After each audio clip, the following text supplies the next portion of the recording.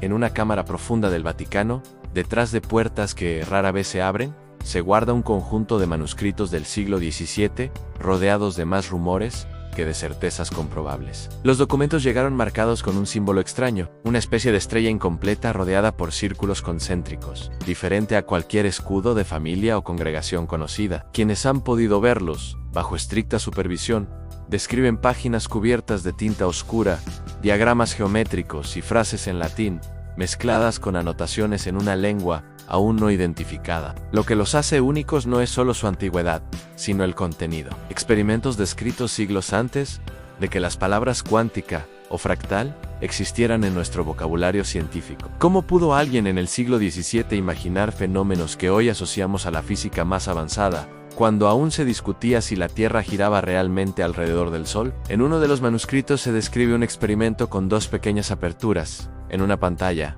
y una fuente de luz controlada, detallado con una precisión inquietantemente parecida a la moderna doble rendija. El autor anónimo habla de partículas que se comportan como ondas y de patrones de interferencia dibujados en una superficie, conceptos aparentemente imposibles para la época. En las notas marginales se lee que la luz parece decidir su destino solo cuando es observada. Una frase que resuena extrañamente con ciertos debates cuánticos contemporáneos. Los custodios del archivo aseguran que el texto no puede ser una falsificación moderna. Pius el Papo. La tinta y la caligrafía concuerdan con materiales de hace varios siglos. ¿Estamos ante un visionario aislado, un genio adelantado, o un testigo de experimentos que nunca entraron en la historia oficial de la ciencia? Otro manuscrito describe un cuarto con objetos suspendidos desde el techo, sometidos a gravedad variable, mediante un dispositivo que no se detalla completamente, pero se insinúa como algo parecido a una cámara rotatoria. El texto menciona que ciertos cuerpos pierden peso aparente cuando se colocan en puntos específicos del espacio, como si hubieran descubierto rudimentos de lo que hoy llamaríamos campos modificados. El autor registra mediciones cuidadosas de tiempos de caída, trayectorias y desviaciones mínimas, como si tuviera una obsesión casi moderna por el error experimental. En una esquina de la página se lee una frase enigmática: la gravedad obedece al tejido de la forma, no solo a la masa, rompiendo con la intuición clásica de su siglo. Junto a estas anotaciones, aparecen dibujos de esferas rodeadas por líneas curvas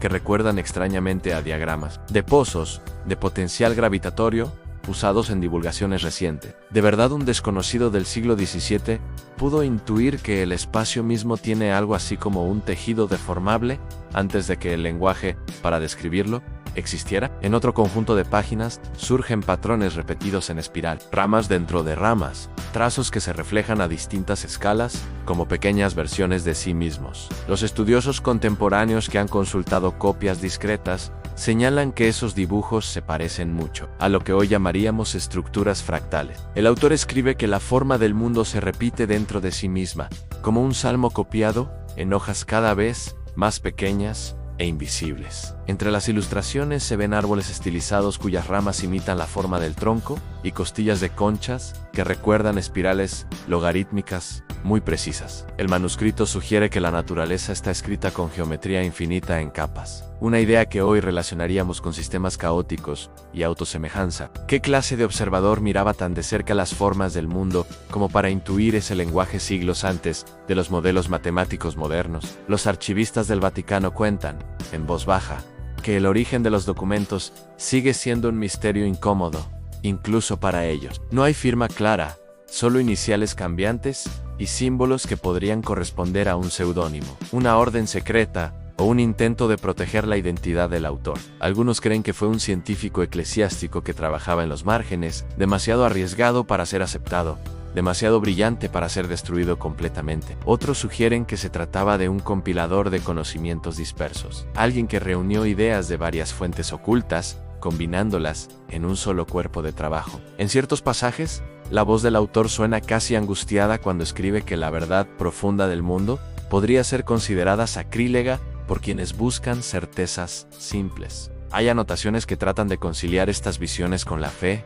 describiendo el universo como un tejido sagrado, lleno de probabilidades, en lugar de un mecanismo rígido. Esa mezcla de devoción y riesgo intelectual parece explicar por qué los manuscritos terminaron en un archivo reservado de la Santa Sede. Era protección, censura o ambas cosas al mismo tiempo, según la mirada con la que se observe la historia? A lo largo de las páginas, se leen referencias veladas a experimentos con espejos, lentes y pequeños granos de polvo suspendidos en haces de luz. Esas descripciones recuerdan a intentos rudimentarios de estudiar el comportamiento de partículas minúsculas antes de que existiera siquiera el concepto de átomo estructurado. En una nota marginal, el autor se pregunta si las unidades mínimas del mundo pueden estar en muchos lugares posibles hasta que se les obliga a elegir. Esa frase, escrita con pluma temblorosa, parece un eco antiguo de lo que hoy nos intriga en la mecánica cuántica. Los estudiosos modernos discuten intensamente si estamos leyendo demasiado desde nuestro tiempo, o si realmente hay visiones adelantadas, incrustadas en cada línea. La dificultad aumenta porque algunos fragmentos están dañados,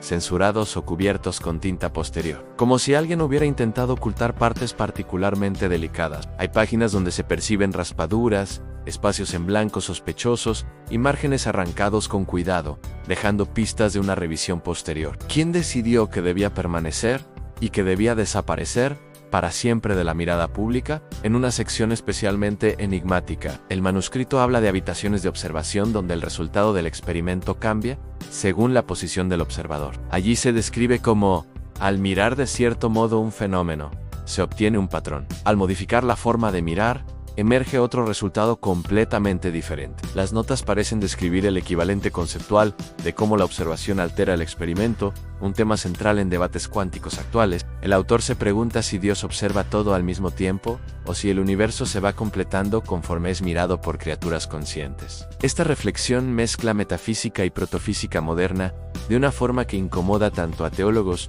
como a físicos. En otros pasajes, se mencionan relojes sincronizados en distintas habitaciones, comparando tiempos ligeramente diferentes, como si buscara detectar anomalías sutiles en la gravedad local. Esos experimentos recuerdan, de manera precaria pero sorprendente, intentos posteriores de medir deformaciones temporales y variaciones de campo. Las herramientas descritas son simples, pero el tipo de pregunta parece pertenecer a siglos futuros. ¿Cómo llegó alguien en aquel tiempo a formular cuestiones tan alineadas con teorías que aún no existían? Una teoría no oficial dentro del Vaticano sugiere que el autor tuvo acceso a manuscritos aún más antiguos, quizá recuperados de bibliotecas perdidas o de colecciones privadas. Otra hipótesis apunta a que pudo tratarse de un círculo de mentes inquietas, una pequeña red clandestina de investigación que quedó borrada de los relatos oficiales. Se ha especulado incluso que parte de ese conocimiento pudo venir de observaciones cuidadosas de fenómenos naturales